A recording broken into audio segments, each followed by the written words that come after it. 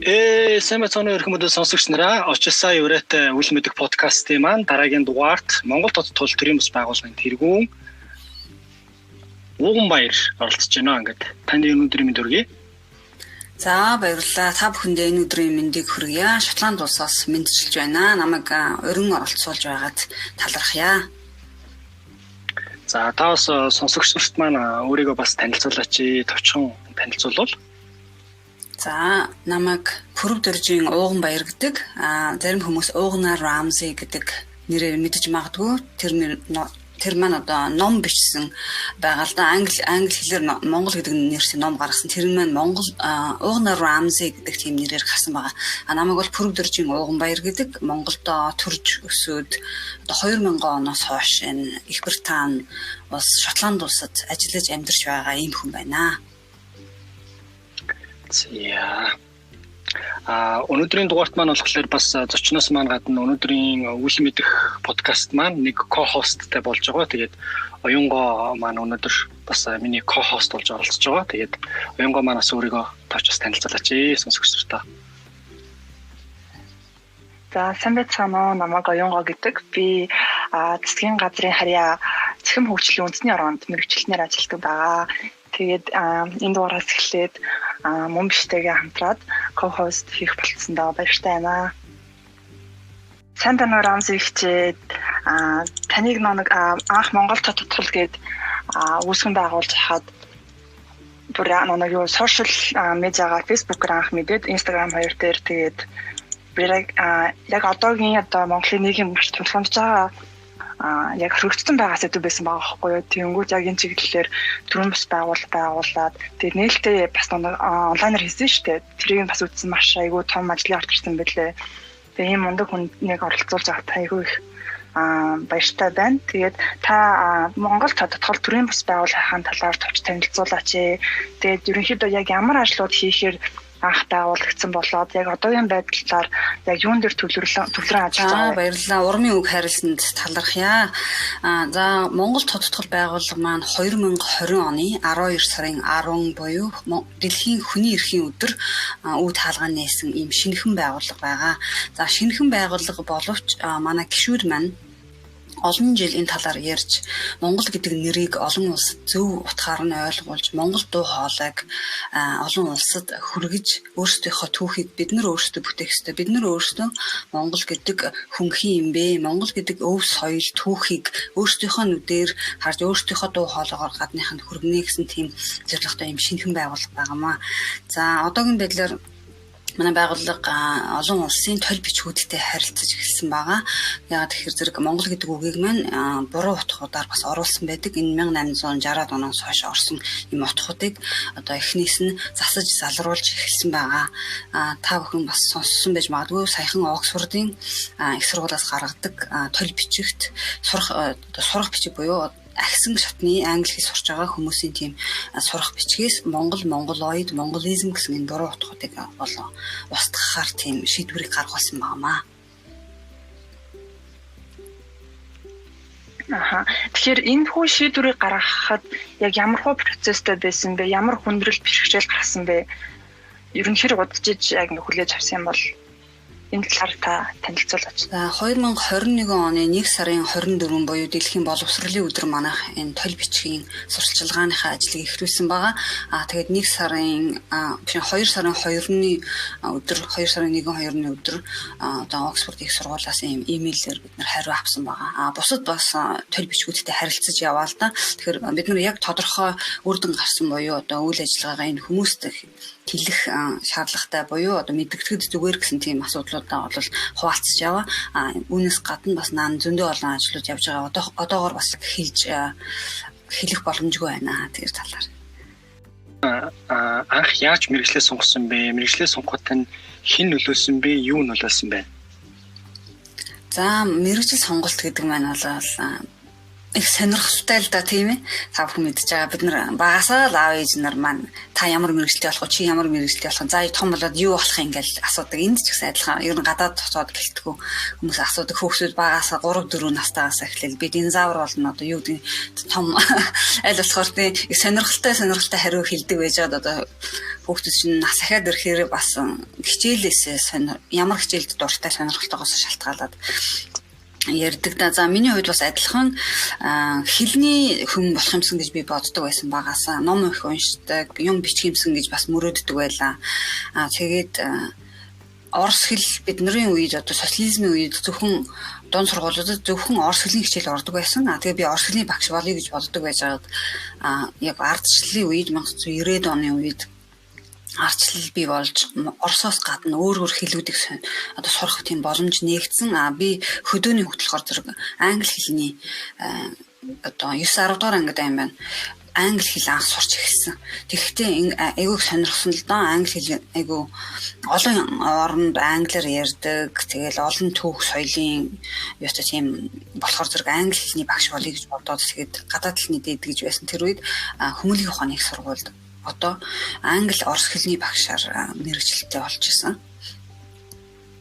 Тэгээ яг манай ээж маань монгол хэлний багш. Тэгээд багаас нөгөө багш хүнийг харж өссөн болохоор зэрэг бас би багш болъё гэж боддог байсан. Манай аав малын эмч. Гэхдээ би бас яг тэр нөгөө шинжлэх ухааны талын буюу математикийнхаа хичээлээр бас нэг их гүнзгийрээгүй голцоо хэллээрээ гүнзгийрсэн учраас ер нь хэлний хүн болъё гэж боддог байсан. Тэгээд ер нь тэр үед гэсэн одоо ч гэсэн бас заримдаа хүмүүс гадаад явсан гэж их мөрөөддөг тийм телевиз киногоор янз бүрийн дүрс бичлэг одоо эднэрэг үзээд ийм гоё газар очиж үзэх юмсан тийм метронд сууж үзэх юмсан энтерхет тиймэрхүү мөрөөдлүүд байдаг байсан л да баг бахта тийм Москвагийн метрог хараад ийм юм сууж үзэх юмсан гэж боддог. Одоо би завхных одоо баруун аймгийн тэгэхээр галт тэргийг ч мэдэхгүй хараагүй амьдралдаа тийм байсан болохоор зэрэг галт тэргийг сууж үзэх юмсан гэсэн тийм бодолтой байдаг. Тэгэхээр тэр бодол маань одоо гадаад хэл сурч гадаадад аялах юмсан гэсэн тийм хүсэл мөрөөдлийг бий болгосон бахаа гэж бодож байна.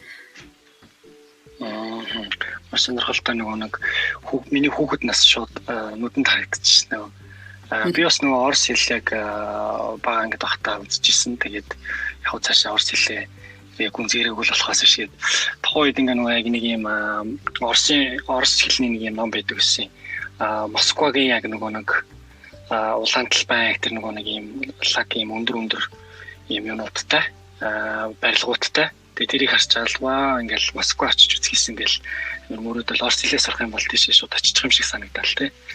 Тэгэхээр яг энэ нөгөө нэг юм маань буцаж сэтэрч бас айгүй гоё дурсамж нүдэнд харагдаж байна. Тэгээд одоо болохоор та нөгөө нэг карьер коуч гэдэг чиглэлээр ажиллаад байгаа. Тэгэхээр яг яагаад карьер коуч чиглэлээр сонгож ерөнхийдөө сурах болов ажиллах болов? Тэгэхээр би одоо 2005-6 оноос хойш байна Шотландд career coach буюу мэргэжлийн хэрхэн зөв сонгох талаар энэ талаар сураад одоо тэгээд энэ талаар ажилладаг. Шотландын баруун бүсийн дунд сургуулиудын ахлах ангийнхантай ихэнхтэй ажилладаг. Нэг их сургуульд ажилладаг мөртлөө яг миний ажилладаг хүүхдүүд нь болохоор зэрэг хүмүүс нь болохоор зэрэг одоо хүүхэд залуучууд ахлах ангийн хүүхдүүд нөгөө мэргэжлийн хэрхэн зөв сонгох эннийхээ дагуу ихтэй сургуулиудад ямар одоо курс буюу ямар ангид орвол ийм мэргэжилтэй болох вэ гэдэг талаар нь зөвлөгөө өгдөг тийм ажилтаа. За энэ мэргэжлийг би яа сонгох болсон бэ гэхээр зэрэг Шотландд ирээд би англи хэлний багш хүн англиар ярьдаг оронд хүмүүст нь англи хэл заана гэдэг бол бас хайрцангуй ойлголт учраас яг гоо эхлээд цагаачилж ирсэн хүмүүст би сайн дураар англи хэлний багш хийдэг байсан. Тэгээд явандаа ер нь дахиж сурж иж энэ шинэ оронд амьдрахын тулд ажиллаж амьдрахын тулд ер нь өөрийгөө өөрчилж ахиж сурж байж өөрийн мэргэжилтэй болох юм байна гэдгийг ажигласан. Тэгэхгүй бол бас зөвхөн одоо яг өөрийнхөө одоо потенциал би өөрийнхөө сэтгэлд хүрсэн тийм ажлыг би хийж чадахгүйсэн. Ягаад гэхээр зэрэг коллеж жишээлх юм бол оюутны зөвлөх тийм нэг ажилд орё гэд би ярилцлага өгөөд яг тэнцээд анкетаг бөглөөд ярилцлага өгөөд ингээд яасан чинь чамд яг энэ ажиллаар ажилласан тийм туршлага буюу юу одоо мэргэжлийн тийм үнэмлэх юу байхгүй нэ гэж хэлсэн л дээ. Тэгээ би бас бодож ирсэн энэ талаар ийм юм хэрэгтэй юм байна гэд. Тэгээд тэр үед би коллежд тийм бичиг хэргийн ажил хийдэг байжгаад тэгээд энэ талаар сурж эхэлсэн байгаа юм л да. Тэгэхээр ер нь бол айгүй сонирхолтой түүх. Тэгэхээр та бүхэн ч гэсэн одоо бас мэдж байгаа бах. Бид нар ингээд дандаа нэг ажлыг хийгээд өөрчлөгддөг тийм нийгмийн байдал болон өөрийнхөө амьдралаас өөр улс руу шилжих юм уу, өөр хот руу нүүх ч юм уу, аль эсвэл хинтээ амьдарч байгаа, хаана амьдарч байгаас шалтгаалаад бид нарын ингээд мэрэгжлийн сонголтууд бас өөрчлөгддөг. Буян хатан байдаг гэж бас харагддаг тийм үү? Түрүүн та хэллээ шүү дээ нэг ажиллаж байгаа орчин одоо очиж байгаа нэг одоо газар нутгийн нэг орчин байдлаасаа болоод тухайн хүн өөр чиглэлээр ажилладаг. Тэнгүүд яг энэ дээр бас нэг юм асуулт гарч ирж байгаа юм л да.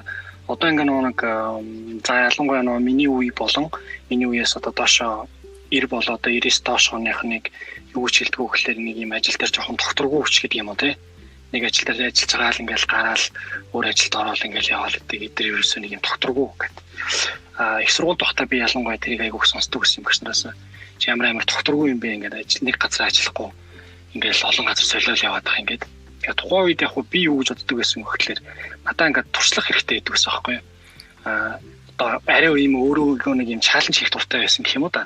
Би ингээд илүү юм мэддэг газар л илүү ийм одоо надаа ийм сурч болохоор газар л би жишээлбэл яг ингээд энд яг ийм сурч болохоор юм бэ. Тэгэхээр би энийг л ерөөсөө эзэмших хэрэгтэй гэдэг ингээд тухайн үед яг орсон газараа хамгийн одоо лаг гэсэн нэг мэрэгчлэлтэн дагаал ингээд яг өөрийнхөө чадрыг ахиулдаг байсан байхгүй юу?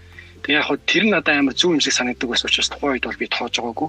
Гэхдээ одоо ч гэсэндээ яг ингээд яг энэ хандлага ингээд зарим ингээд нэг хүмүүсээс захирлуудаас ялангуяа ажиллаж байгаа захирлуудаас хүний нөөцийн одоо нэг дарга менежерүүдээс яг ийм нэг хандлага бас ажиглагдаад байдаг л та. Тэгэхээр энэ тал дээр та ер нь яг ямар байр суурьтай байдаг вэ? Энийг ер нь одоо таны хувьд бол ингээд өөр бас оронд ажиллаж байгаа хүний хувьд энийг яг одоо тухайн улс оронд бас яг юу гэж авч үздэг вэ?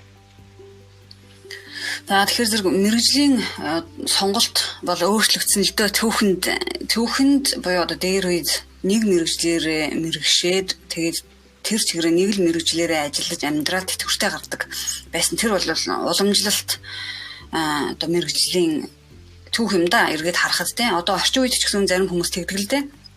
Нэг мэрэгжлэрээ тийм мэрэгшээд тэр мэрэгжлэрээ ажиллаж амьдарсаар тэгэл тэтгэвртэй гараал ингээд болдог. Орчин үед бол өөрчлөгдсөн.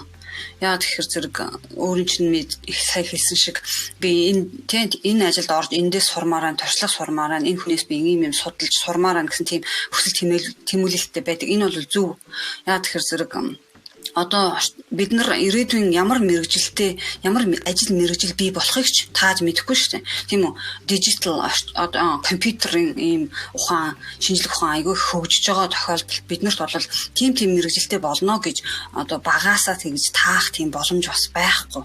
Ийм учраас бид нар уян хатан байж иж одоо нэг Монголын ярьдаг манай уламжилт үг биш үү дээ. Суусан газраасаа шороо хатгаж сурна гэдэг маань болж байгаа. Тэр хэдэн жил болж аль ажилд орох бол ер хүнд ч хамаагүй. Миний бодлоор бол би тэгж боддог. Хүн өөрийнхөө хий гэсэн зүйлийг хийж зориг гэсэн тийм зорилготой хүрч байхад бол хүмүүсийн одоо тэгэх ёстой, ингэх ёстой гэдэг бол яг авах гэхийн ухаанаар авах хэрэгтэй гэж би боддог. Яг тогтвортой тогтворгүй гэж хэлдэг бол тэр тухайн хүний л өөрийнх нь шүүж хэлж байгаа харьцуулалт учраас тэрүүнийг өөртөө наалдуулж авч өөрийнхөө одоо шийдвэрийг тэр хүний хэлснээс болж өөрчлөгдөх шаардлага байхгүй. Яг мэдээж аав ээж ч юм уу ах дүүнэр ч юм уу тийм зөвлөгөө өгдөг хүмүүс ч юм байх юм бол авах гэхийн ухаанаар бодох хэрэгтэй. Яа тэгэхээр хүн өөрөө өөрийг л хамгийн сайн мэддэг учраас өөрөө өөртөө л одоо яг би ер нь яагаад түрүүн өөрөө бас хэлжсэн да мэрэгжлийг яаж сонгох юм блэ гэл. Тэгэхээр би хүүхдүүдэд ингэж хэлдэг. Өөрөө ингэж машины жолооч гэж бодъё. Машин дотор ороод ингээд суугаа явахдаа тийм үү бид нар машин дотор орохдоо за энэ машин дотор ороод жоохон ингээд интервьюр ингээд жолоодод яваатахыг гэж суудаг ордог машин дотор. Орохоор энэ гудамжаар ороод бид нар яах гэж байгаа л одоо дарахын эрдэнэт орно.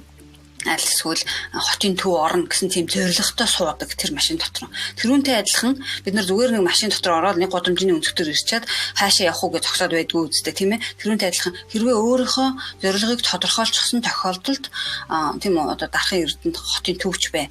За энэ замаар орж болохгүй бол нөгөө талаар ингээд тойрч энд бөглөрөлтэй байна. Надад тийм үү юутай адармаатай учраас би нөгөө талаар нь явчих. Тэгэхээр зэрэг арай гайгүй юм байна гэдэгтэй адилхан Хэрвээ өөрөө зорилго тодорхойлж чадах юм бол ямарваа нэгэн хэмжээгээр тийм үү тогтвортой ч ажилд орсон тогтворгүй ч ажилд орсон хамаагүй хүмүүсийн хэлж байгаа бол хамаахгүй өөрөө өөрийнхөө зорилготой хүрэх тэр чиглэлээ олж явж явах хэрэгтэй гэж би хэлмээр байна л да. Тэгэхээр зэрэг яагаад тэгэхээр хүмүүс заримдаа за энэ одоо манай энэ эмч болох хэрэгтэй, хуульч болох хэрэгтэй гэж аав ээж нь ингээд заримдаа ингээд зааж өгöd идэг байхгүй. Хүүхдүүдийнхээ нөгөө сонирхлыг харахгүйгээр яг нь нөгөөх нь уран бүтээлч болмоор ч юм уу одоо юу гэдэг график дизайнер болмоор ч юм ингээд юутай байдаг. Тэгэхээр заримдаа бас бидний одоо нөгөө үеийн ялгаа байдаг л да. Аав ээж нарын маань үед яг тийм мэрэгжил байгаагүй учраас тэд нар бас сайн ойлгодгоо. Тиймэрхүү бас үзэгдэл харагддаг. Гэхдээ мэдээж аав ээжийнхаа юм уу ах дүү нарынхаа тэр зүйлийг бодно. Гэхдээ өөртөө өнөөдөр би яг юу хийх гэдэг нь надад яг энэнийг хийхэд би энэс юу сурах вэ гэдгийг харж иж бас зөв шийдвэрээ гаргавал зүгээр баха гэж бодож байна. Дахиад бас нэг асуулт гарч ирж байна л да. Юу гэхэл нөгөө манай нэг дүү байгаа байхгүй юу? 10 жилийн одоо ер нь төгсөх гэж байгаа. Тэнгүүд тэр ингээд одоо би одоо сүүлдээ нөгөө миний подкастаа сонсоод үзэж хэлж үзэж байгаа байхгүй юу? Тэгээд мань хүн юу гэж хэлж ийм гэхэлэр мэрэгжлийн юм одоо нөгөө нэг мэрэгжлээ сонгох гэдэг юм нөгөө гадны юм тестүүдийг хийж үзээд ер нь би яг ямар ч хэрэг чиглэлд урч дуртай ингээд үзээд тэгэнгүүтээ ингээд яг гаргахлаар ингээд нэг олигтой юм уурт нэг гарахгүй байна гэдэг байгаа байхгүй юу? Таалагдахгүй ч юм уу одоо тэр нэр нь тэгээд яг юу сонгохоо мэдэхгүй яг аль мэрэгжил надад тохирох вэ гэдгийг мэдэхгүй ингээ нэг юм сонир байдал орчод байгаа юм л да. Тэгэхээр магадгүй одоо яг энэ манай дүүшиг юм олон залуучууд бас байж магадгүй л гэж бодож байна. Тэгэхээр таны хувьд бол яг ингээ нөгөө нэг карьер коуч одоо мэрэгжил чиглэлийн коуч гэдэг хүний хувьд яг ийм хүмүүсд яг яах ёстой гэдэг вэ? Яаж ич одоо яг за би одоо яг энэ чиглэлээр ажиллах юм байна гээд нөгөө нэг сурах ёстой юм уу? Эсвэл ингээд өөрийнхөө тэр одоо сурах чиглэлээ олтол ингээд gap нөгөө нэг хийн гэдэг шүү дээ. Gap year гэдэг нөгөө нэг сургуулаа төгсчүүд түр ингээд яг өөрийнхөө юунд дуртайгаа олно ч гэдэг юм уу? Ийм байдлаар явах ёстой гэдэг юм бол яг яах ёстой гэдэг юм бол. За тийм энэ асуудал бол элбэг тохиолддог энэ жирийн үзэгдэл гэж хэлий. Хэрвээ зарим хүмүүс ч юм уу аав ээж ч юм уу бодоод энэ одоо энэгээ сонгож чадахгүй байна гэдгийг санаа зовоод ч юм уу иймэрхүү байдалтай байж магадгүй. Энэ талаар санаа зовох үгүй гэж хэлмээр байна. Яг гэвэл энэ бол элбэг. За яг тэр psychometric test гэж ярьдаг юм л да. Тэр нөгөө мэрэгжлээ хэрхэн зөв сонгох талаар ингээд асуулт бөглөөд тэнгөт айгүй олон тийм санаанууд өгдөг. За тэд нар бол яг та нар мэдж байгаа бох тийм компьютерийн аргаар тийм гэл ингээл алгоритмээр гаргаад ирсэн л тийм хариултууд байгаа. Тэгэхээр яг бид нар юу хийх вэ гэдгийг миний одоо зөвлөгөөнд орж ирж байгаа хүүхдүүдээс би юу гэж асуудаг вэ гэхээр за чи яг хичээл одоо юу гэдэг өөрийнхөө мэрэгжлээс чи юу хүсэж чинь чи тэрнээс гадна одоо зөвхөн мэрэгжил ингээд цалин авахаас гадна тэр одоо нийгэмд өөрчлөлт хиймээр байна уу? Тийм үү? Аль эсвэл хүнд хэрэгтэй зүйл хиймээр байна уу? Аль эсвэл гадаад очоод явж одоо олон хэлээр ярьдаг, аялдаг ажил хиймээр байна уу? Гэх жишээч аль эсвэл одоо би бизнес гэж мөнгөтэй болдог тийм ажил хиймээр байна уу? Тийм мөнгөтэй болоход өөр нь чи яг зорилго юу юм бэ? гэдэг тэрнээс шалтгаалж иж ямар ажил хийх карьераа бас хийж болно. Одоо яг тэр зэрэг бид нар юунаас өөрөөсөө эхлээд дээ шүү дээ. Би юу хийх вэ гэдэг яг урт дараагийнхаа алхам руу хараад байгаа байхгүй. Тэрнийхээ оронд би хаана юу хийж болох вэ гэдэг тэр алсынхаа харааг харж иж алсын одоо юу гэдгийг тэр цэг байгаа шүү дээ. Тийм үү? Би ер нь нэг тийм л хүн болмоор байна. Би тийм л юм хиймээр байна гэдгийг хараад тэгээд тэрэндээ би яаж тэр юунд хүрэх вэ те тэрүнд хүрэхийн тулд би дараагийнхаа алхам хаана юу хийх вэ хаашаа очиж ямар сургууль сурах вэ гэдгийг ингээд яах юм бол алсын хараатай байхад тохиолдолд хүн бол гайгүй. Түүнээс биш яг дараагийнхаа алхмыг ингээд хараад ахаар зэрэг нөгөө алсын хараа байхгүй байгаа учраас одоо сургуулаас гарах ч юм уу сургуулаа хаях ч юм уу аль эсвэл ингээд нөгөө сонирхолгүй болоод уйтгартай болоод юу гэдэг board гэж ярьдаг шин англи дээр ингээд одоо нөгөөдөгтөө сонирхолгүй болох уйдах тиймэрхүү асуудлууд гараад идэг. Тийм болохоор зэрэг хамгийн гол нь юу вэ гэхээр зэрэг би яг юу хийх гээд байгаа юм бэ? Би хий юм бэ? Амьдралдаа би ямар хөө өөрчлөлт хийж яаж амьдрах гээд байгаа юм бэ гэдэг нь бол чухал. Түүнээс биш би яг ямар ажилд аль компанид ямар ажил хийж ямар мөнгө олох гэдэг бол тийм сонирн биш байхгүй. Яг хөө зарим хүмүүс тийм байж болно л да. Одоо зарим хүүхдүүд надад хэлдэг юм. би YouTuber болмоор байна гэж. За яг YouTube гэдэг маань орчин үед яг одоогийн нөхцөлд яг нэртэй төртэй хүмүүс мөнгө хийх боломжтой байна гэж бодъё. Гэхдээ 5 жилийн дараа 10 жилийн дараа гэхэд YouTube-ээс илүү өөр зүйл гараад ирэхэд би YouTuber болно гэж байжсэн хүүхэд маань хоцрогдох ч юм уу өөр тийм асуудал болно. Тэгэхийн тулд тийм учраас YouTuber болоход ямар одоо юу гэдэг мэрэгжил юм уу ямар чадвар хэрэгтэй байна гэдгийг харах хэрэгтэй. Видео эдитинг байж болно тийм үү. Энд график, communication, graphic design тийм юмнууд бас байгаа.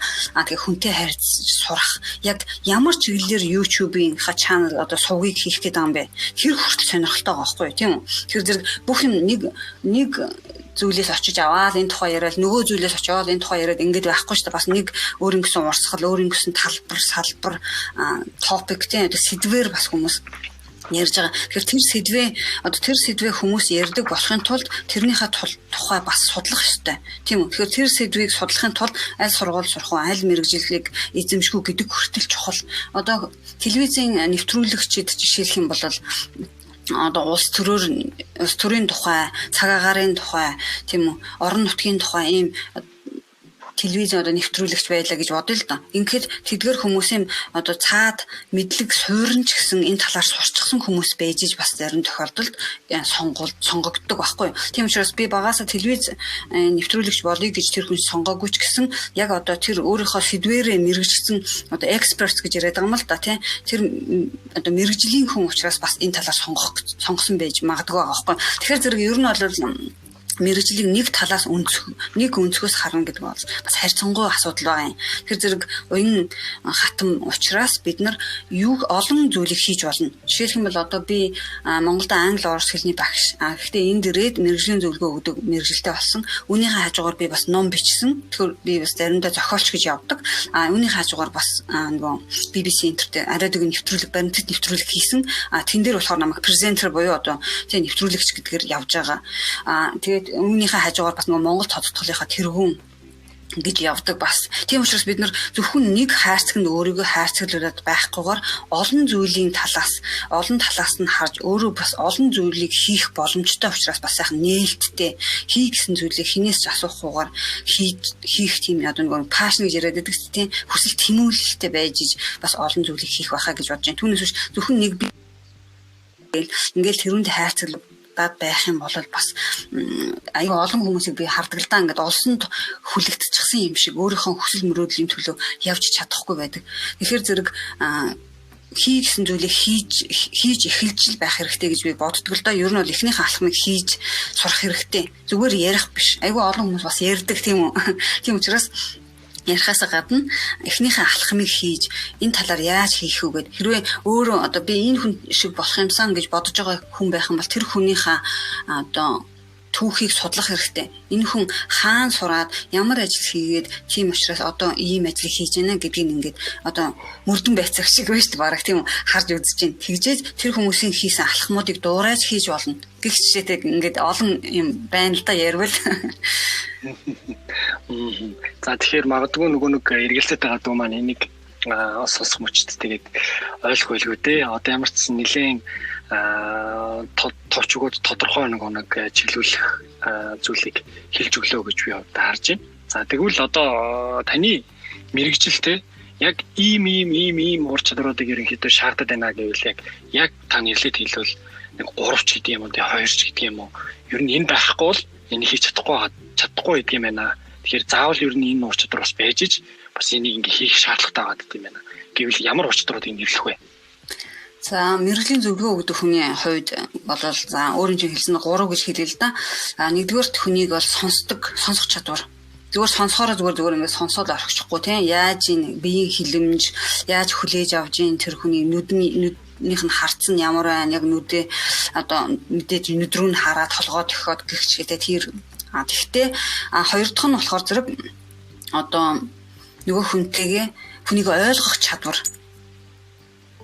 Тэр бол чухал. Түүнээс тийм бас ойлгохгүй хүмүүс байдаг шүү. Зүгээр сонсоод өнгөрчдөг. Тэгэхээр ойлгоод яг өөртөө хамт байж чадах чадвар. Тэр хүний төвшөнд очиж чадах чадвар буюу одоо тэр хүнийг ийм тийм гэж шүүхгүйгээр энэ одоо юу ч мэдэхгүй амтан байна гэж бодохгүйгээр Тийм үү. Тэр хүн ямар ч өнцгөөс ямар ч үе шатнаас орж ирж исэн яг тэр хүний шатанд очих тийм чадвар хэрэгтэй. 3 дугаарт гэх юм бол нууц хадгалах буюу одоо итгэлийн дааж чадах тийм чадвар хэрэгтэй. Нөгөө ярьсан юм аа нөгөө сонссон юм яагаад өөр хүнд ч л тэр хүн тэгжсэн шүү дээ ингээд ярьж болохгүй шүү дээ тийм ээ. Мэргэжлийн бос тийм үзэгдэл бий болно. Тийм учраас тэр хүний итгэлийг даах чадвар. За энэ 3 байж иж миний ажил бол бас хийгдэнэ гэж бодож байна. За тэгвэл одоо жишээлбэл та мэргэжлэрээ ер нь ажиллаж ах үед толгодог байсан түгээмэл одоо бэрхшээл гэвэл яг юу байсан бэ? Тэр бэрхшээлээсээ юуг сурсан бэ? За яг одоо нөгөө мэргэжлийн зөвлөгөө өгдөг юмд хүүхдүүд заримдаа өөртөө итгэхгүй байдаг. Итгэлэн суларчсан ч юм уу. За би хаашаа хийж чадахгүй. Хаашаа манай аав ээж ч юм уу ах их ч юм уу намайг энэ юу чадахгүй энэ тийм юм гэж хэлдэг гэдэг ингээд бусад хүмүүсийн өөрийн шүүмжилсэн тэр одоо сөрөг ойлголтуудыг өөрийн болгоод ингээд дотгошоогоо ингээд авчихсан тийм тохиолдлууд харагддаг. Тэрүүн дээр би одоо хүмүүстэй ингээд ажиллахдаа тэрүүнийг л одоо хаглах буюу тэрүүнийг буталж байж дараагийнхаа шатанд орох тийм бэрхшээлүүд байдаг. Гэхдээ энэ ийм тохиолдолд бол би хүүхдүүдтэй ажиллахдаа юу гэдэг вэ гэхээр зэрэг бусдын хийсэн шүүмж буюу шүүмжлэл бол үнэн бодит байдал биш юм аа. Нэг хүн өөрөө чинь за энэ одоо юу гэдэг математиктаа муу, энэ хэлэндээ муу гэдэг байдлаар харьцах тохиолдол байлаа гэж бодъё л доо.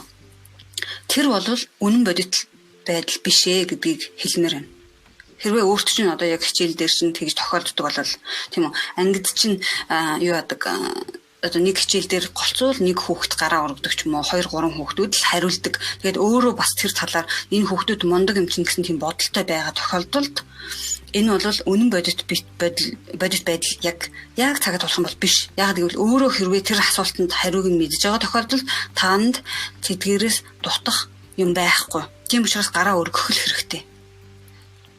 Яг тэрүүнтэй адилхан тийм амьдрал дээр ч гэсэн бас адилхан байдаг л да. Тийм учраас тэрүүнийг л би хүүхдүүдэд ойлгуулах тийм зүйлийг сурч авсан гэж боддог. Тэр бол маш чухал зүйл. Зөвхөн энэ мэргэжлийн зөвлөгөө өгөхтөрч биш хүн өөртөө итгэх итгэл дээр ч гэсэн.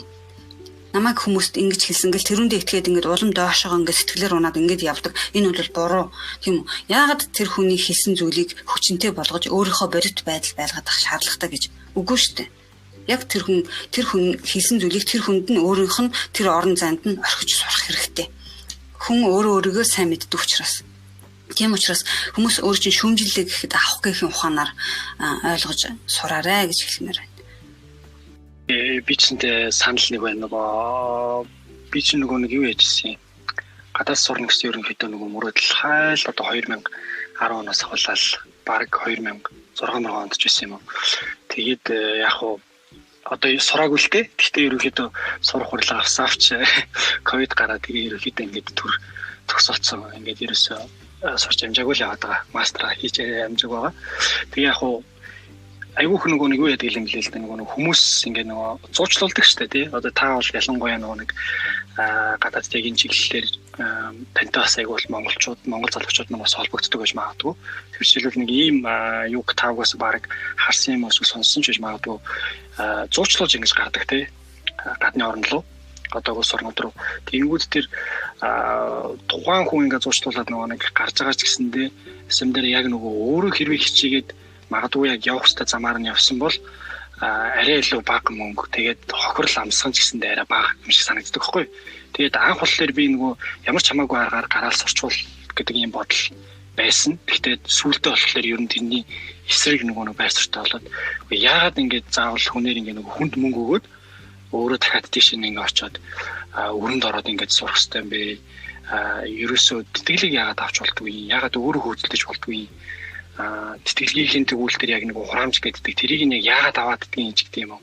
Ингээл би нөгөө нэг зөксөө зайгүй сургуулиуд руу ингээл сургуулиудын сайтуудыг судлаад тэгэл сургуулиудын тэтгэлэг гэдэгэнгүүт fellowship, scholarship гэл ингээл одоо баахан юм л ингээл явуулж үзсэн.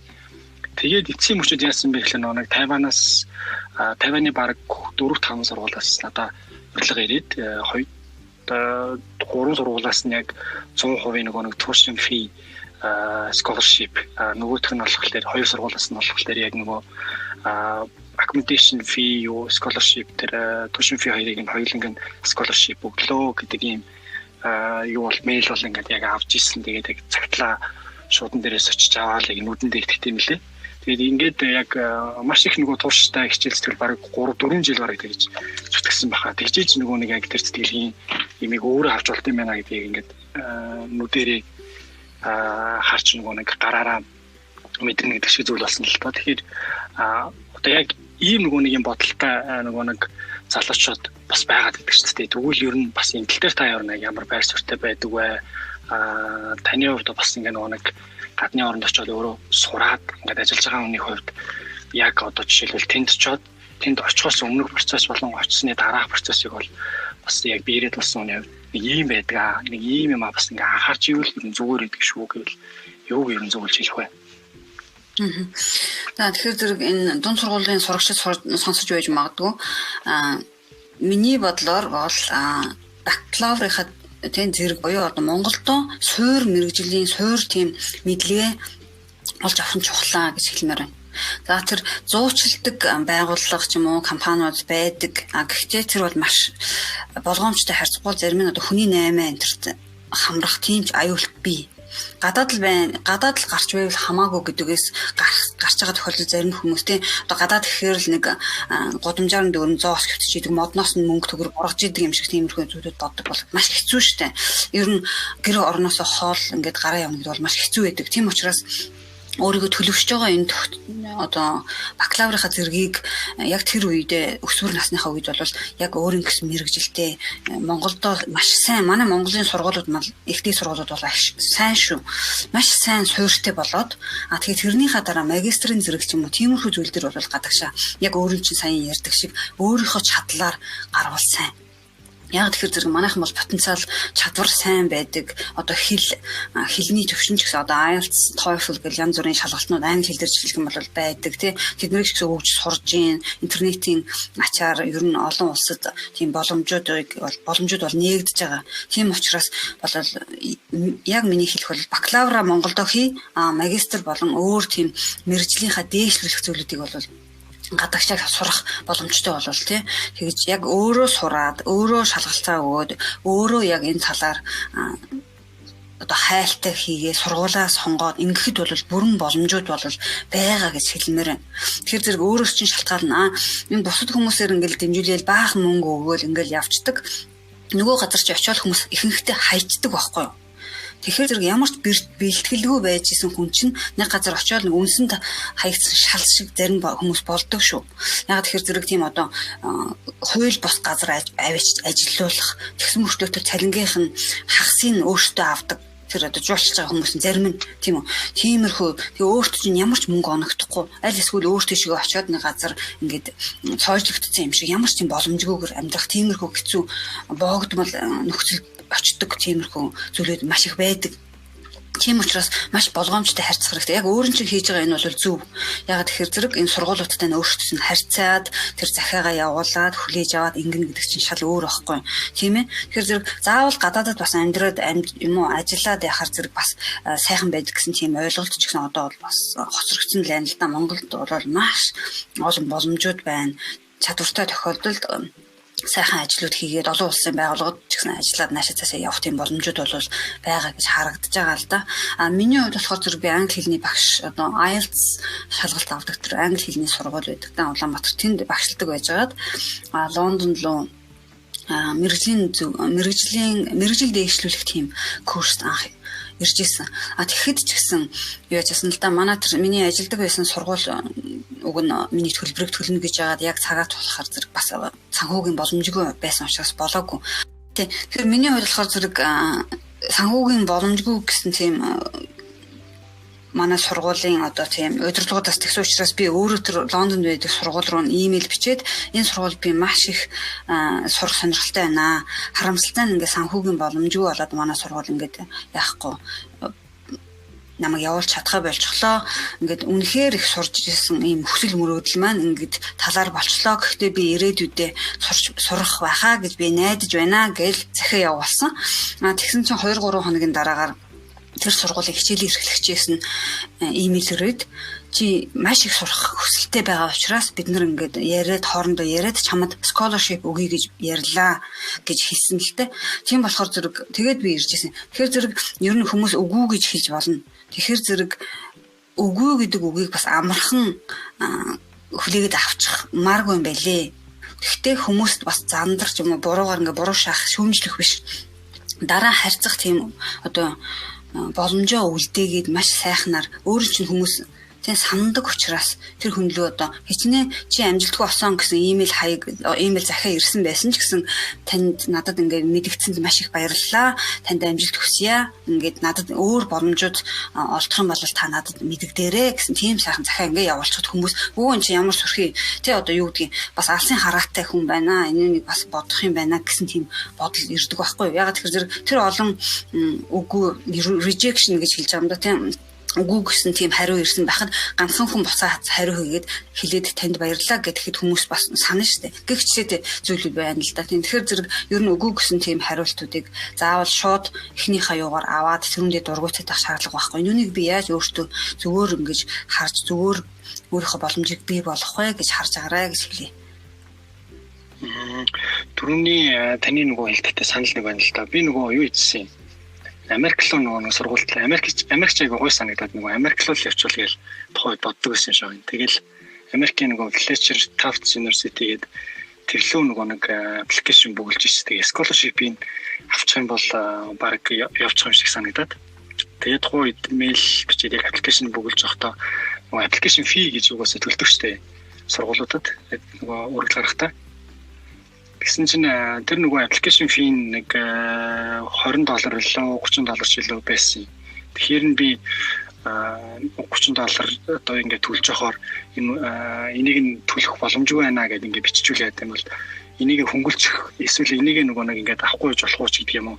Тэр өнцгөөс нь ингээд бичээд үзвэл яа гэм бол өөр нь яахав тэгээд үнэхээр энэ хүмүүс нөгөө нэг энэ хүн үнэхээр сурах хүсэлтэй байх шиг байна гэдэг хэрвээ миний нөгөө нэг явуулж байгаа анкетыг харах юм бол яагаад гэд асуух байх гэж дод тэгээ бичсэн байхгүй. Уучлаарай ингээд үнэхээр би нэг аппликейшн фee төлөх боломжгүй байгаа даа. Тэгээд энэ аппликейшн фийг ингээд хөнгөлж болох уу? Ингээд ерөөс авахгүй ч болох уу? Ямар арга чарга байна вэ? Би яах ёстой вэ гэдэг ингээд мэйл явуулсан. Тэгсэн чинь удаачгүй нэг 7 өдрийн дараа илүү харин ирэхтэй. За та яагаад ингээд энэ аппликейшн фee төлөх боломжгүй гэж ингээд эхлээд байгаа юм бэ? Энийг тайлбарлана уу? Тэгээд яг бид нэр дараах тохиолдлуудад нэг аппликейшн фийг ингээд авахгүй ч болдгоо. Та яг энэ нэг одоо жишээлбэл сонголтуудын аль нэгэнд хамаарагддаг уу? Хэрвээ хамаарагддаг бол та сонгоод учир шалтгаанаа товч өгөө тодорхой ингээд бацааж илгээгээрээ бид нар ингээд хизээч хамаагүй холбогдоход бэлэн шүү гэжсэн. Тэгэхээр нь би ингээд нөгөө бодлоо яг аль нь ч байгаагүй байхгүй тэр сонголтууд дээр яг аль нь ч би хамаарагдах боломжгүй хамаарагдах тийм нэг үндэслэл байхгүйсэн. Тэгэхээр нь ерөнхийдөө энэ нэг яг үндэслэлүүдийн аль нь ч надад тохирохгүй байна. Гэхдээ би яг яагаад гэдгийг ингээд тайлбарлая гэж байна. Жишээлбэл тухайн үед чинь нэг цалингийн хэмжээ нэг 500 мянга байлаа да 400 300 гэдэг чинь ер нь бол нэлээд өндөртөө ордог гэсэн. Тэгээд доллар руу шилжүүлээд бодонгод айгүй бага байдаг гэсэн байхгүй. Тэгэнгүүт нь би бичлээ. Сардаа нэг ийм цалин авдаг. Тэгээд энэ цалингаа ийм ингээд тэгээ ерөөсөө надад үлддэг ерөөсөө нэг сардаа яг өөрийнхөө нэг юмд зарцуулж болдог юм болохоор нэг $5 баг байд юм байна. Тэгэхээр ингээд би үнэхээр төлөх боломжгүй байгаа даа. Уучлаарай. За үнэхээр нэг энийг хөнгөлнө гэж ивэл би аппликейшн ингээд submit хийгээд явуулахад бол би боломжтой. Үнэхээр боломжгүй гэж ивэл би ойлгоно. Үлээж авна гэж хэлсэн чинь дараа нь таны хүсэлтийг бид нэг admission officer ярилцж хагаад тэгээд application fee-г авах боллоо гэд мэйл илгээжсэн. Тэгээд та санаа зовлтгүй submit хийж application-а бүгэлж илгээгээрэй гэд. Тэгээд би илгээжлээсэн л та. Одоо хүртэл над руу subscription хийж залхуулахлаар та яасан бэ? Та ер нь хэвээрээ юу гэдэг мэйл ирдэг байхгүй. Тэгэхээр энэ яалтчгүй бид нар л өөрсдөө үгүй гэдэг хариултыг үгүй гэдгээр нь үлээж авдаг болохоос биш. Яг яагаад гэдэг учир шалтгаанаа маш сайн тайлбарлаад ингээд тууштай байж байгаа юм бол бас боломж бол хийжээд байдсан байх лээ гэдгийг мэдсээ. Яг үнэ тууштай байх тийм өөрийнхөө хүсэл мөрөөдлийн төлөө юу ч болж исэн би хийнгээд тэгээд хэрвээ үгүйгээд нэг хариу ишчихлаа гэхэд тэрүүндээ сэтгэл унахгүй дараагийнхаа шатанд ингээд орж үзээл болохгүй бол дараагийнхаа боломж руу ингээд явж сурах бас хэрэгтэй. Яг тэр заримдаа бас би мэддгүй ээж багада нэг хүн үгүйгээд зөвшөөрөхгүй ч мэнгэж гарах сэтгэлээр унж тэрнийг их гүнзгий хүлээж авдаг байсан байна л да. Одоо бол тэгэхгүй нэг хүнээс асуугаад болохгүй за гэл дараагийнхаа юун дээр тий боломж руу явдаг ч юм уу тийм тэгж энерги өөр зүйлд зарцуулахаар шийдсэн байна. За тэгвэл мэрэгчлэрээ ажиллаж явах үеийн таны амжилттай хэрэгжүүлсэн сайн туршлага гэвэл та юу хуваалцах вэ? За одоо юу гэдэг миний нэг мэрэгжлийн зөвлөгөө өгөх талаар бас хөгжлийн бэрхшээлтэй хүүхдүүдтэй ажилладаг хүмүүстэй ажилладаг гэр бүлийнхэнтэй ажилладаг тийм байсан өмнөх ажилда тэрүүндээ яасан бэхээр зэрэг одоо 3 ареоны тийм network бий болгож ирсэн. Яагаад тэгэхээр хүмүүс ингээд өөр албан байгууллагууд тусдаа л ажиллаад байдаг хөгжлийн бэрхшээлтэй хүүхд болон залуусыг одоо мэрэгжлийнх нь яаж сургууль төгсөхт нь ямар сургуульд оруулах вэ, ямар мэрэгжилтэй болох вэ гэсэн талаар ингээд ажиллахаараа зэрэг ингээд хүн болгон тусдаа ингээд цэг шиг өөрийнхөө доор ажиллаад байсан. Тэгээд тэрүүний нэг төсөл дээр ажиллаад нэг тийм network боёо тийм юу нэгэд сүлжээ бий болгоод сар болгон уулздаг болгоод тэгээд уулзалтан дээрээ тэр нэг одоо байгууллага нь өөрсдийнхөө тухай яриа тэднэр нь яаж хөгжлийн бэрхшээлтэй хүмүүс болон залуусыг дэмждэг талаараа ингээд яриангуут нөгөөдөл нөгөөдгөөсөө сураад ингээд хоорондынхан сүлжээг бий болгоод тэгээд дараагаар нь бас ийм юу exhibition шиг тийм одоо уулзалт юунууд олон нийтэд нээлттэй үе хаалган нээлттэй тийм үйл явдлууд бий болгож байсан л да тийм ивент гэж яриад байгаа тийм тэгэнгүүт олон нийтэд үд хаалга нээлттэй учраас хүмүүс ирээд энэ байгууллагуудтай танилцаад ингээд хооронд нь ажиллаад хаанаасаа би юу яаж ямар одоо тусламж болон боломжийг авч болох вэ гэдгийг энэ хүмүүсээс ингээд сурж ирсэн. Тэгээ одоо хүртэл би одоо тэр ажлаас одоо 4-5 жилийн өмнө гараад явцсан ч гэсэн одоо хүртэл тэр нь ингээд байждаг хүмүүс бүр бат ийм сүлжээ болчихсон ингээд явж байгааг хардаг. Тийм болохоор тэрүүндээ би бас сэтгэл хангалуун байдаг л да. Шотландын баруун бүсийн 3 тийм ареоныг хооронд нь холбож өгсөн байдаг. За ер нь нөгөө нэг та карьераа ерөнхийдөө төлөвлөдөг үү? Хэрвээ төлөвлөдөг бол хэдэн жилээр төлөвлөдөг вэ? Ер нь анх карьераа төлөвлөх гэдгийг хаанаас олж мэдсэн бэ? Тэгэхээр би одоо карьераа төлөвлөнө гэж vision board сонссон. Одоо өөрийнхөө тийм болно гэсэн тийм зураг ч юм уу эсвэл өгнүүдийг ингээд цуглуулад самбар хийдэг. Одоо Монголд бол бид нар ханын самбар гэж ярьдаг л байсан л та. Тийм ханын самбар хийдэг. Тэрүүндээ юу хийдэг вэ гэхээр зэрэг за би одоо нэг жишээ ярив. Номоо бичиж байхдаа би номоо гаргана гэж боддог байсан. Гадаад хэлээр бичижсэн хүмүүс намайг тоохгүй тийм үү. Гэхдээ би өөрийнхөө тэр самбар дээрээ яасан бэ гэхээр зэрэг эндхийн нэг нэртэй тийм зохиолчийн юуг нь аваад зургийг аваад тэрэн дээр наагаад өөрийнхөө одоо элиттэй юм ярих чинь да өөрийнхөө зургийг тэр хүний биен дээр нь тэг нүрийг биен дээр нь тавьж исэн баггүй. Тэгээд ингээ харахад зэрэг би яг тийм болно энэ хүн шиг болно гэж өөрийгөө бодоод тэгээ ингээ харсан чинь бас нэг сэтгүүлээс ингээд номын дэлгүүрт нэг уншигч нэг номыг аваад ингээд уншаа сонирхож байгаа юм зураг байсан л та. Тэгээд тэр зургийг бас хайчилж аваад өөрийнхөө самбар дээр наагаад миний номыг хүмүүс ингээд номын дэлгүүрт номын тавиураас аваад ингээд унших болно гэж өөртөө тэгж итгэх тийм зургийг бий болгосон. Тэгээд дараагаар нь болохоор зэрэг Итали явж үзэх юмсан тийм Итали айгүй гоё гэсэн тийм нэг Италид амралтаараа явах тийм нэг боломж гэсэн бас л нэг сэтгүүлээс тэрүүнийг авч хайчлаад тэр самбар дээр наагаад ингээд гих жишээтэй иймэрхүү юмнууд ингээд хийсэн байхгүй юу.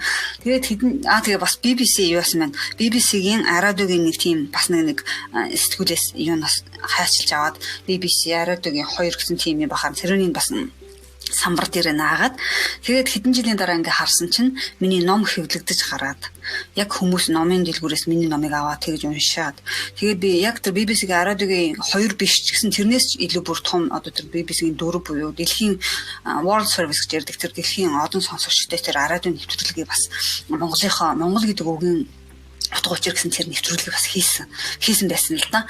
Тэгээд дараагаар нь бас нөгөө Итали явсан юу маань болохоор манай нэг найзууд энэ Шотландд байдаг найзууд Италид бас нэг тийм гэрэлтэй байдаг. Тэр нартайгаа ярьжсэн. Нэр би Итали явах нь гэж бододгийн штэ гэхэд ярьжсэн чинь хөө хүрээд ирэхгүй манай найзуудын юу байранд нь одоо юу гэдгийг bed and breakfast гэж ярьдаг да тийм амралтын гэртэй байдаг штэ тэнд нь очиод байж болно бид нар та нарыг ингээд наашин цаашин машинаар авч явж болно гэд тэгсэн. Тэгээд миний тийм би одоо мөрөөдлөд биелжсэн баггүй. Тэгэхээр зэрэг миний одоо мэрэгжлээ төлөвлөдөг зүйл гэх юм бол яг тийм би тэдэн сарын тэдэнд ийм хийн гэж тэгж наривчилж гаргадаг. Би зүгээр алсын хараагаараа би тийм юм болно гэд ингээд боддог. Тэгээд тэрнийхээ дагуу ингээд радиогийн антен шиг тийм хаана ямар боломж миний мөрөөдөлтэй холбоотой байна гэдэг ийм боломжуудыг хайдаг. Ингээд хайгаад тэрнээсээ шүүж аваад энүүнд явуулна би юу хийх ёстой байна гэдгээрээ ингэж ажилдаг. Тэгэхээр зэрэг бас яг ингээд дараагийнхын шатна гээд ингээд төлөвлөчихсөн тэр нь бүтэхгүй ингээд тэрүүхэнд ингээд зуралдаад ингээд боогдмол байхгүйгээр задгай одоо сэтгэмжээр ингээд өөрийнхөө боломжийг өөрийнхөө мөрөөдлийг ингээд түүгээд ингээд өөртөө хэрэгтэй гэдгийг ингэж авч ингэж л ажилдаг хүндээ би. Маш гоё туршлага байна. Тэгээд та бас нэмж хэлэхэд таны Монгол гэдэг ном Amazon дээр бестселлер болсон бэлээ. Айгуу бахархмаар яг гадны хэл дээр бичигдсэн монгол хүн бичсэн энэ ном ингээд олон улсын номын Amazon-гийн онлайн дэлгүүртээр бестселлер болсонд маш бахархсан шүү. Тань баяр хүргэе. Баярлалаа. Маш их баярлалаа. Тэр ном маань ч гэсэн одоо бас таны монгол хэлээр таны түүх миний түүх, монгол хүний түүхэлтэй одоо нийгмийн түүх болж үлдсэн дурдтгал ном байна. Одоо монгол хэлээр би монгол гэдэг нэртэй гэр номын дэвтэрт гарч байгаа. Тэгээд бас Amazon дээр хэрвээ боломжтой бол бас татаж авах тийм боломжууд байна. Тийм. Тэгээд тэр монгол ном маань ч гэсэн бас түүхтэй л дээ. Юу яасан Шотландын одоо зохиолчдын хорооноос бодит амьдрал дээр тулгуурласан номнуудын нэг категорид нь бас төрүүлж ирсэн. Би бас өөрөө ч зүүдлээгүй нөгөө гадаад хэлээр биччихсэн болохоор тэгээд бас энэ талаар бид нар өөртөө бас чадахгүй мэдгүй гэж хэлмээргүй юм байлээ. Юмаа сайн бичээрэй гэж хэлмээрэн бичих сонирхолтой бол бас Монгол тодтгол саяхнаас уран зохиол сонирхогчдын клуб нээсэн байгаа.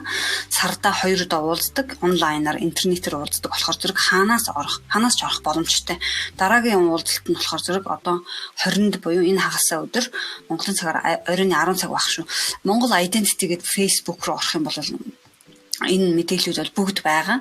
Тэгээд Монгол Identity-гийн тухай, Монгол тодтголын тухай ярьж байгаа дээр бас нэг юм хэлчихье. Одоо ахлах ангийн хүүхдүүд сонсож байгаа бах Монгол англи хэлтэй хүүхдүүд байгаа бол манайх уран илтгэлийн уралдаан зарласан байгаа. 2 сарын 15-аас 3 сарын 15-нд эхний шат нь энэ нь болохоор зэрэг 3 минут англиар 3 минут монголоор өөрийнхөө сонирхсан сэдвээр яриад тэрнийхөө монгол гэсэн ерөнхий сэдвтэй тэрүүн дотроо одоо байгаль болон түүх, соёл гэх зэрэг тийм дид сэдвүүд байгаа. Тэднээс түүгээд өөрсдөө ингэж оролцох боломжтой байгаа шүү гэж хэлье.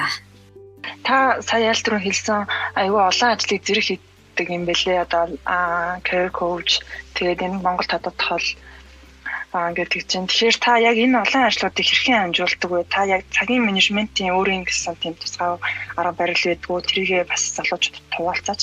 Тэгэхээр яг миний үндсэн ажил буюу цалин авдаг ажил маань энэ career coach буюу мэргэжлийн зөвлөгөө өгдөг ажил байгаа. Яг энэ 20-ны үед үннийг хэлэхэд би өдөр болгон 2 цаг машинаар явдаг байсвал бэлчсэн учраас энэ тэр цагаа бол одоо Монгол тодтгол болон энэ Монголынхоо төлөө энэ хэвлэл мэдээлэлтэй харьцах юм эдгээр ажлуудтай бол зориулдаг.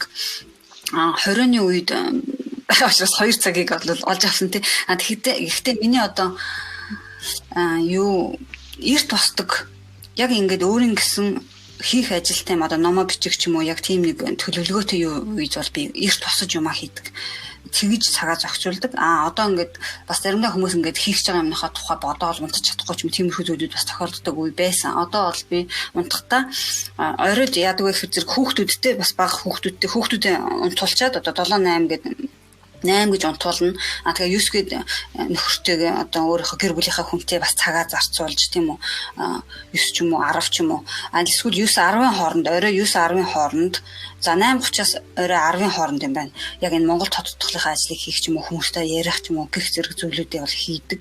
Тэгээ 10-аас хойш бол өөрийнхөө гэр бүлийнхаа хүнд цагаа зарцуулна гэдэг нь хамтдаа телевиз юм уу үзэх ч юм уу эсвэл зүгээр хамтдаа байж цайгаа уух ч юм уу янз бүрийн тийм юмнуудаа ингэж зохицуулдаг л да.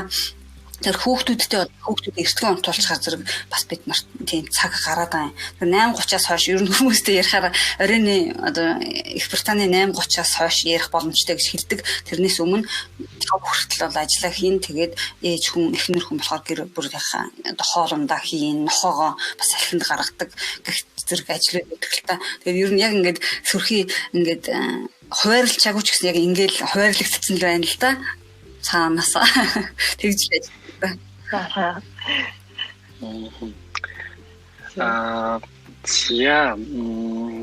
Дахиад бас нэг асуух юм нь болохоор одоо жишээлбэл одоо нөгөө ковид дэлхийд ярил ерөнхийдөө бас амар том асуудал хажуугаар нь бас зарим нөгөө хүмүүсийн хувьд бол илүү нөгөө боломж тэгээд компаниудын хувьд яг мөхөө одоо сэхүү эсвэл одоо илүү дээшилж бадрах ч гэх юм уу те нэг иймэрхүү чаленж одоо ингээд яг салбар бүрт хүм бүрт ерөнхийдөө тохиолдож байна те гэхдээ бас нэг юм нь болохоор юм онлайнаар ажиллах гэдэг зүйл манай Монгол ер нь бол бас нэлээд шилжиж байна л да.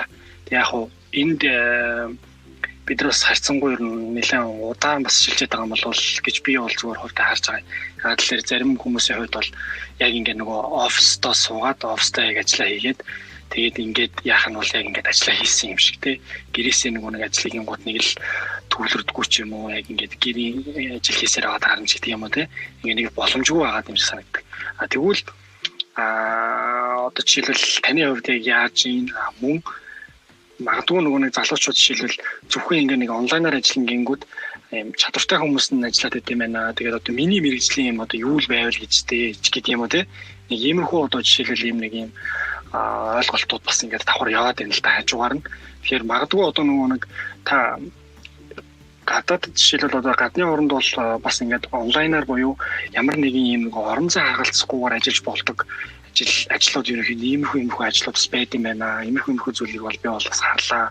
Иймэрхүү ажлууд ер нь бол нэлээд энд ирчээ авч байна.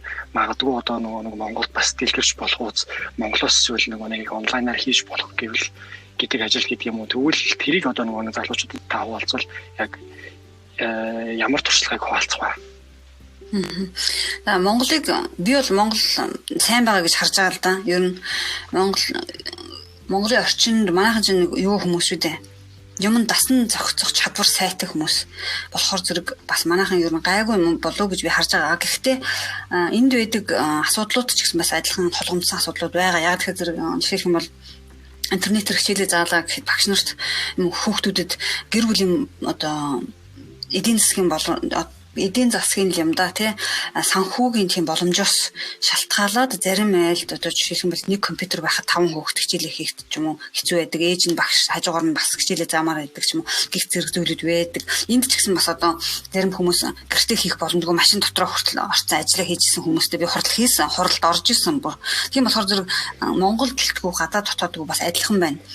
За ямар бизнесүүд хүчээ авч ийна гэх зэрэг зөөврийн бизнесүүд одоо Amazon бол маш их юу аж штэ. Amazon болоод одоо ресторан юунуудыг хоолны газруудыг бас энд хаац учраас тийм зөөдөг хүмүүс орж ирж хоол ундыг иддэг байсан бол одоо зөөврийн тийм үйлчилгээнүүд бас их юугаа авч байна. Хүчээ авч байна.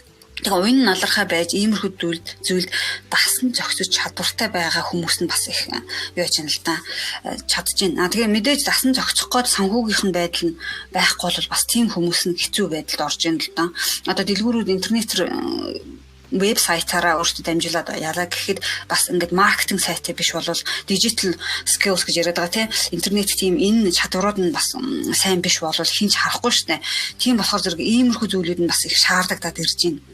Наадах орчин үеийн одоо юу мэрэгжлүүд илүү хүмүүс одоо ер нь ирээдүйд ямар мэрэгжлүүд илүү их юу авах вэ гэхээр зэрэг бас одоо компьютерийн чиглэлийн дижитал энэ одоо график дизайн ч юм одоо юуны маш их тиймэрхүү ажлууд бол маш их гарч ирнэ. Үүнийхээ хажуугаар бас одоо нийгмийн юунууд ч гэсэн бас хэрэгтэй.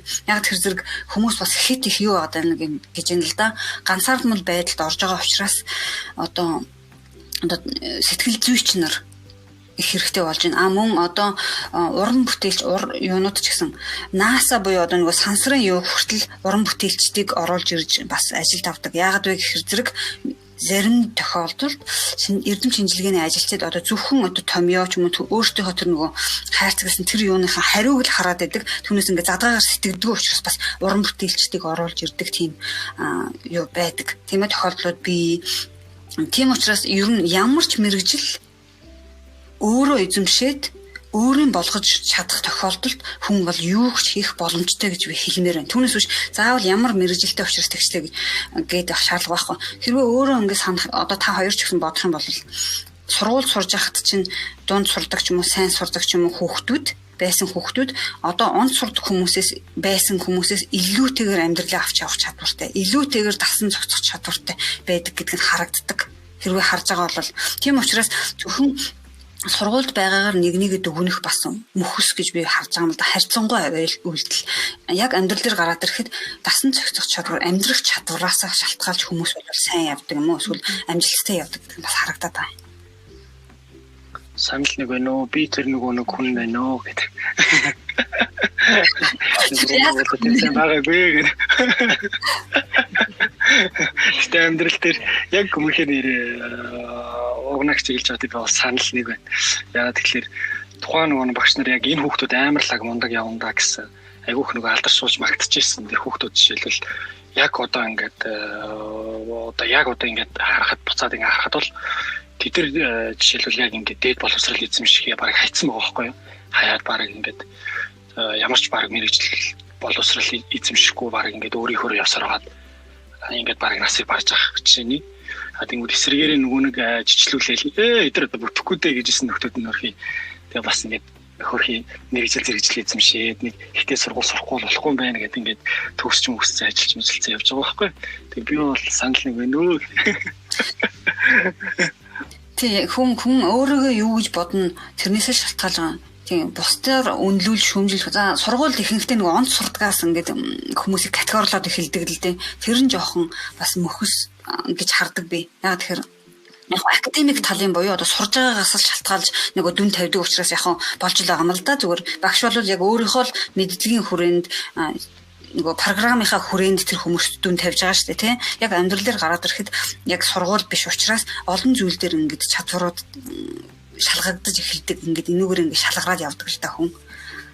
Магадгүй одоо нөгөө нэг яг таны чиглэлээр тий сурах гэж байгаа ч гэдэг юм уу эсвэл сурж байгаа ч гэдэг юм уу эсвэл дөнгөж яг одоо career coach одоо аль нэг өөр оронд залуучууд хэрвээ болж эхэлж байгаа бол тэдэд хандаж ямар зөвлөгөө өгөх вэ? Мөн яг эсвэл энэ чиглэлээр сурах гэж байгаа хэрвээ залуучууд байх юм бол бас яг ямар зөвлөгөө өгөх вэ? За мэрэгжлийн зөвлөгөө өгөх гэж байгаа хүн бол ямар ч мэрэгжилтэй болно. Эхний бакалаврын зэрэг нь бол энэ нь болохоор зэрэг пост градиут гэж ярьж байгаа юм л да. Магистрийн зэргийн төвшөнд сурж иж карьер мэрэгжлийн зөвлөгч болдог. Тэгэхээр зэрэг эхний ээлжинд ямар ч өөрийнхөө сонирхолтой ямар ч мэрэгжлээр сурж болно. Гэхдээ би нэг юм хэлчих хүмүүстүүд бас заримдаа хүмүүс мэддгүй. Ихтэй сургууль сурахдаа хоёр янзын курс байдаг. Ихтэй сургууль сурахад хоёр төрөл байдаг гэж ойлгож болно. Эхний төрөл нь одоо мэрэгжлийн чиглэлээр сургадаг. Энэ нь юу гэхээр тэр өөрөө чи инженер юм уу, багш юм уу, соёлогч юм уу, эмч юм уу яг тэр мэрэгжил рүү сургадаг. Хоёр дахь төрөл нь юу вэ гэхээр зэрэг сонирхлын дагуу байдаг. За жишээлх юм бол улс төрөөр сурах, эдийн засгаар сурах, түүхээр сурах, хөгжим юм одоо гэх жишээтэй. Тэгэхээр зэрэг тэр сургуулиудыг тэр курсууд нь юу гэхээр зэрэг өөрийнхөө сонирхлын дагуу сурж байгаа учраас яг тэр мэрэгжлэр заавал тэгж яагаад шаардлага байхгүй, ажиллаад ах шаардлага байхгүй, суурь мэдлэг олгодог гэсэн үг л дээ.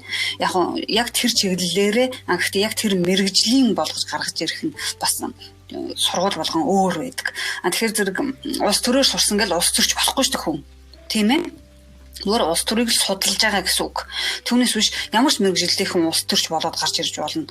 Гэгчтэй тэрүүнтэй адилхан түүх судлаад заавал түүхч болохгүй. Түүхийн багш байж болно. Тийм үү түүхээ судалчаа цаашаа өөр зүйлээр ингээд археолог ч юм уу өөр зүйлүүдээр ингээд соёлоор ч юм ингээд сураад явж болох байхгүй. Тэгэхээр тэд нар бол суурь мэдлэгийг олгодог.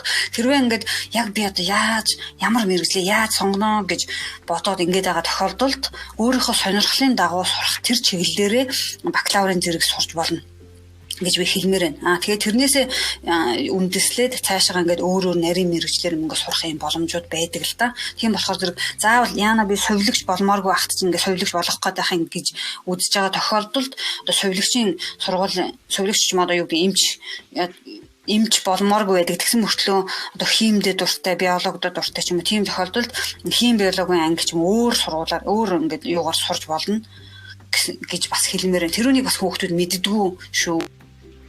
Бас бодоорой. Ихтэй сургуулиудын курсүүдийг ингээ хараад ажигл тэгээд энэ сургуулийг сурсан хүн энэ курсыг энэ ангийг дуусгасан хүн ямар мэрэгжилтэй болох боломжтой юм бэ гэдгийг бас судлах хэрэгтэй. Тэгжиж тэр ихтэй сургуулийнхаа ангийг сонгоорой гэж хэлээ. Сурах нөгөө нэг чиглэл гэж ярьсан шүү дээ.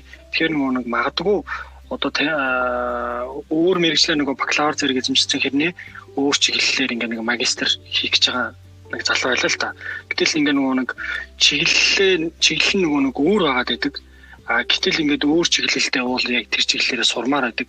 Тэгэнгүүт нэг ингээд ийм эссэн дээр ялангуяа надад нэг тохиолдож ирсэн нэг юм айгу бэрхшээл нэг юу байсан бэ гэхэлэр би яг сурах чиглэлээ нөгөө нэг яг өөрийнхөө төгссөн одоо бакалаврын зэргийн чиглэлээр нөгөө мэрэгшихгүй бол яагаад энэ чиглэлийг сонгож байгаа юм бэ гэдэгнгүүт би юу гэж хариулах вүлээ гэдэг ингээд тухайн үед гайхажсэн байхгүй. Тэгээд энэ дээр бас яг нөгөө нэг магадгүй бас сонсож байгаа залуучууд маань бас асуух гэж бас бодож иж магадгүй би одоо өөр чиглэлээр сурах гэж байгаа бол тэрийг яг яаж одоо илэрхийлүүл зүгээр гэдэг юм бэ эссен дээрээ тий cover letter дээрээ одоо тэр нөгөө нэг тухайн тэтгэлэгт нөгөө нэг материалаа явуулахдаа яг ямар өнцгөөс нь өөрийгөө илэрхийлэх юм бол одоо за энэ бакалаврын зэрэг нь энэ байсан юм байна. Гэхдээ энэ хүн энэ чиглэлээр нь ажиллахад бас ирээдүй байгаад байна. Тэгэхээр энэ хүнийг тэтгэлэгт хамруулъя тий энэ хүн энэ чиглэлээр нь явахаар юм шиг байна. Энэ дээр яг та юу гэж зөвлөх вэ?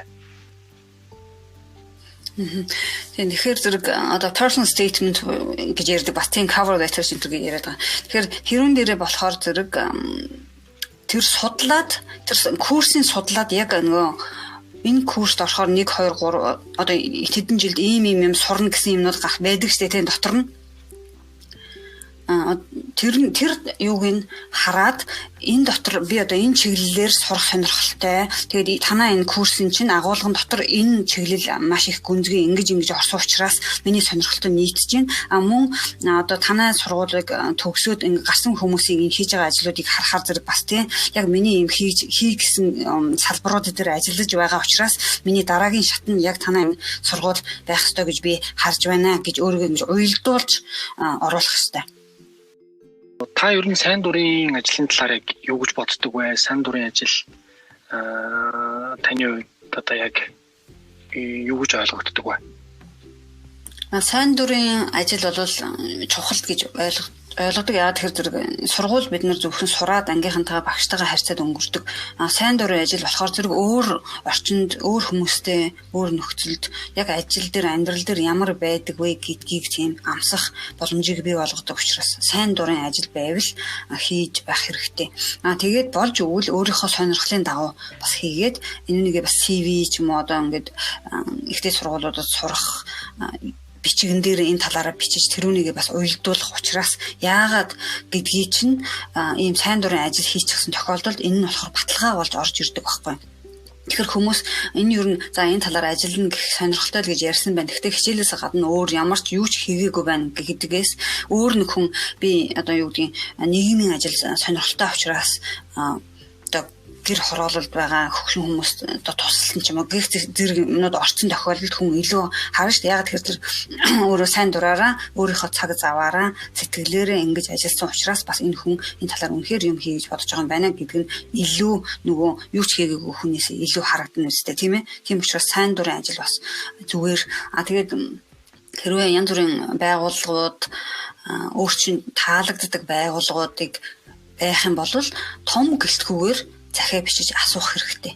Маш сайхан зоригтойгоор асуугаад хэрвээ боломжгүй гэхвэл танаас юу ч унахгүй учраас бас тийм нэг одоо юу гэдгийг зуршилтай байвал зүгээр гэж би боддгийн. Заримдаа хүмүүс ингээд за тэд нарт амар юм чист намайг тоохгүй байх гэсэн тийм нэг хандлага байгаад байдаг аахгүй. Зарим хүмүүс тэр зэрэг хэрвээ өөрсдийн таалагдаад энэ байгууллагад ажиллах юмсан, энэ хүнээс сурах юмсан гэсэн тиймэрхүү хүмүүс ч юм уу байгууллага байх юм бол айлтгүйгээр мессеж бичиж юм зүйлийг асууж сурж судалж авах хэрэгтэй юм байлээ гэж хэл.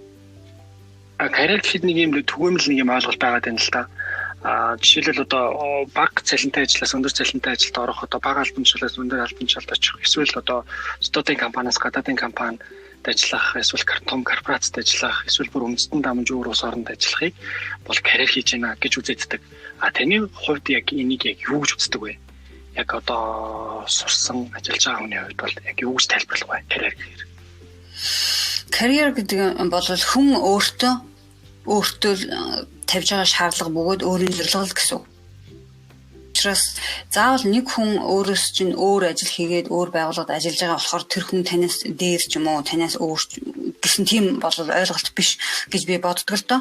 Хүн өөртөө сэтгэл хангалуун байгаа тохиолдолд тэр бол карьер. Таны хувьд дуртай ажиллаа хийгээд тийм үү зохих цалингаа аваад ингээл явж байгаа тохиолдолд тэр бол таны карьер. Тийм түүнээс биш заавал дараагийн зүйлээр ингэж ахих ч юм уу юу ах тийм зарим хүмүүс бол ихэнх хүмүүс манай монголчууд бас бид нар тийм л дээ би ч гэсэн тийм ер нь бол дараагийн зүйлийг хийх сонирхолтой ч юм уу иймэрхүү зүйлүүд байдаг. Зарим хүмүүст бол зүгээр ингээд сайхан гэр бүлтэйгээ эрүүлэн сайхан байгаа зүйлээсээ таашаал аваад ингээд ажилласаа тийм үү сэтгэл хангалуун байгаа тохиолдолд ингээд болчихно. Түүнээс биш заримдаа бид нар нөгөө нэг хүн хэлсэн байдаг да. Бүжгийн талбай нэг цэг дээр л очиж бүжиглэхээр зэрэг бүжиглсэн болж байгаа юм шиг тийм мэдрэмж төрдөг гэж. Тэр бол худлаа. Бүжгийн талбай дээр бүжиглэж байгаа алхам болгон дээр тийм үү бид нөр өөр тэрнээсээ таашаал авч би бүжиглж байна, амьдрал сайхан байна гэсэн тийм зүйлүүдийг бас авч явах хэрэгтэй юм уу гэж би одоо бас нас ахиад ойлгож байна л да. Ер нь бол тэрүүнийгээ бас хүн харахгүйгээр шуураад өнгөрдөг тиймэрхүү тохиолдлууд байдаг. Тийм болохоор алхам бүрээсээ өөрийгөө тийм үү би гайгүй дайжгүй энэс юм сурлаа гэх ингээд сайхан эерэг зүйлүүдийг бас харж мэдрэх их чухал юм байна гэдгийг бол хэлмээр байна л да. Тэгэхээр нийгмийн болоод одоо хэвлэлийн мэдээлэлээр ярьж байгаа энэ карьер гэдэг зүйлээс болоод хүмүүс за ийм л байх юм бол тийм олон улсын байгууллагад ажиллаад ингээд яхаараа л зэрэг амжилттай гэсэн үг юм байна гэсэн тиймэрхүү ойлголт байдаг гэж төсөөлөл бас би болоод байж магадгүй юм гэж хараад байгаа юм. Тэгэхээр зэрэг тийм биш шүү. Энэ бол танаас шалтгаална. Та яаж харна тэр л таны өөрийн чинь карьер гэж ойлгоорой. Яас та маш сайхан хариултыг хуваалцсан танд баярлалаа. За хамгийн сүүлийн асуулт маань юу вэ гэхлээр мартагдсан монгол үг гэж. За яг хөө мартагдсан гэхээс илүүтэйгээр би одоо ер нь мартагдаж эхэлж байгаа юм болоо да гэдэг. Одоо жишээлбэл бидний нөгөө нэг миний үе болон миний үеэс ерөөхдөө доош нь үеийн яаж ийм гэхлээр залуучууд ихэвчлэн юу яаж ийм л та монгол нөгөө үг хэллэг зарим үг хэллгүүдийг ойлгодгүй мэддэггүй яг наач ямар утгатай ингээд гайхдаг. Тэгэнгүүт яг эмээ өвөгийн одоо жишээлбэл үед бид нарыг одоо жишээлбэл загнаж авах үед бид нарыг нэг юм сургаал үгээр нэг юм зүүр үгээр хэлж байгаа нөгөө нэг одоо тэр бид нарыг бурууд зэмлэж байгаа үгэн ч гэсэндээ нэг юм цаанаа юм утга агуулгатай тарих ажиллуулсан юм үгнүүдийг хэлдэг байсан тэгэхээр магадгүй одоо таны нөгөө нэг зүрх сэтгэлд хоногчсон тийм хуучны хоорон андан үг байвал хуваалцаач тэр яг ямар утгатай үг байсан бэ? Яагаад таны зүрх сэтгэлд үлдсэн бэ?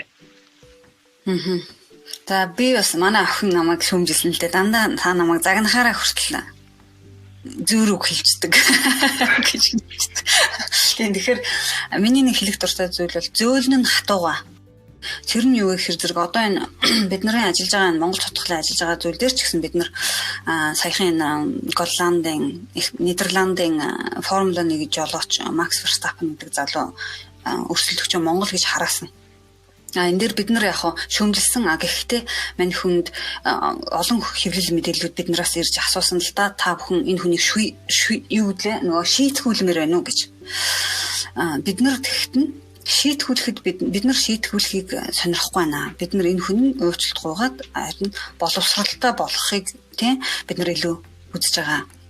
Тэгэхээр энэ хүнийг шийтгэж ингэж хатуугаар залхаах биш. Харин өөрсдийнхөө талд оруулж ингэж боловсрал одоо эзэмшүүлэх буюу зөөлж авах гэдэг тэр талаас хэдийгээр Монгол ганцхан одоо зөөлн хатууга гэсэн хоёр хүн үг байсан ч гэсэн бидний үйл ажиллагаанд ингэж бас одоо хэрэг болж байгаа гэдгийг бас хэлмээр байна. Тэр болохоор зөөлн хатууга цаашаа бас юу би түрүүн би хэлсэн суусан газраас шор хатгаж сурах хэрэгтэй гэж. Хаанч явсан ямарваа нэгэн боломж хэрвээ боломж нь болохгүй болоод зам чинь өөрчлөгдөд өөртөө иргсэн байсан ч тэр газраас өөртөө хэрэгтэй зүйлээ авч наалдуулж сурах хэрэгтэй. Бас хэлдэгдэлтэй манай аав ээж хэлдэг байсан баг бахад чиний сурсан зүйл одоо нэг сурсан зүйлийг сурсныг сураар baаж болохгүй гэж тийм. Тэрүүнтэй адилхан эрдэм мэдлэг юм чаддаг байхад хүн яаж чаддгүй учраас тэрүүний чинь болоож авч чадахгүй учраас эрдэмтэй мэдлэгтэй юмыг сурах хэрэгтэй юм байлээ. Тийм ээ. Одоо хүнийг бас голохгүй сурах. Дүүнрээсээ авах юм байгаа. Аав ээжээс авах юм би, ах дүүсээс авах юм би. Хүн болгон яг хар юм уу цагаан биш учраас хүн болгонд авах сурах юм байдаг. Тэгэхээр тэр тэдгээрээс одоо хүн болгоноос сурж байгаарай гэж хэлмээр байна. Би одоо тхийг хүсгэлдээ аль болохоор өөрөө ч гэсэн одоо хүүхдүүдээсээ ч гэсэн хүүхдүүдийнхаа сайн чанарыг бас олж хараад тэднээс ийм байх бас сайн байна гэж харахыг хичээдэг юм. За ингээд одоо цаашаа миний татвар ном бичигч сонирхолтой л да бас угаас. Тэгээд өнөөдрийн дугаарт маань цаг зав гаргаж оролцсон танд маш их баярлалаа. Тэгээд зочдтой дахиад зочноо танилцуулахад Оксфордын толбичигд байдаг Монгол хараалын доромжуг гэдэг тайлбарыг бүр мөс устгаж оронд нь Монгол гэж том эм үсгээр эхлүүлж үчээд Монгол улс гэдэг гэж одоо тодтогч залруулга хийхэд хувь нэмрээ оруулсан Монгол тодтгол төрийн бас байгууллагын тэргүүн карьер коуч Угмайд оролцлоо. Таны ажил хөдөлмөрт өндрөөс өндөр амжилтыг хүсэн өрөөё. Тэгээд бусад толбичгүүдэд бас энэ үгээ оруулна гэдэгт бүрэн дүүрэн итгэлтэй байна. Бас амжилт хүсье гэж хэлмээр байна. За маш их баярлалаа. Та бүхэн тэгээ ингээд сэтгэлд дотн сайхан халуун яриа өрнүүлсэнд маш их баярлж байна. Ингээд үнийг сонсож байгаа хүүхэд залуус хүн болгонд ажлын өндөр амжилт, эрүүл их сайн сайхан бүхнийг хүсье.